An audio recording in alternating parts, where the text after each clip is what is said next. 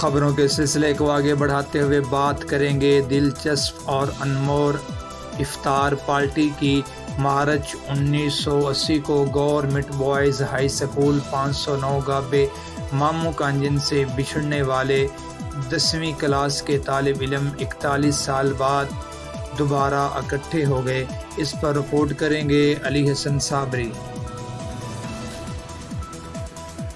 مارچ 1980 کو government boys high school 509 گابے مامو کانجن سے بچھڑنے والے 10ویں کلاس کے طالب علم 31 سال بعد دوبارہ اکٹھے ہو گئے، جس کے لیے خصوصی کاوش مرزا محمد احمد مغل نے کی، جبکہ افطار ڈنر کا اہتمام منہاج ٹاؤن میں شیخ شاہد رفیق نے اپنی اقامت گاہ پر کیا۔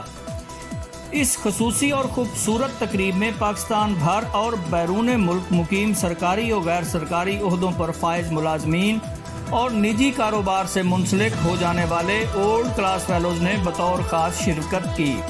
اس موقع پر جہاں اپنی اسٹوڈنٹ لائف کی محبت بری شرارتوں کا ذکر کر کے معزوز ہوتے رہے، وہیں اپنے شفیق اساتذہ اکرام کی مار و پیار اور نصیحت آموز فرمودات بھی گفتگو کا حصہ رہی۔ تقریب میں انگلینڈ سے تقریب میں خصوصی طور پر شرکت کے لیے آئے بیرسٹر مظہر علی بدر نے صدارتی خطاب میں بقیہ زندگی میں سے جھوٹ کو نکال پھینکنے، دوستوں اور خاندان کے ساتھ ساتھ انسانیت کی خدمت کو اپنا شعار بنانے کی ضرورت پر زور دیا۔ تقریب کے اختتام پر دنیا سے گزر جانے والے کلاس فیلوز اور اساتذہ کرام کے لیے دعائے مغفرت کی گئی۔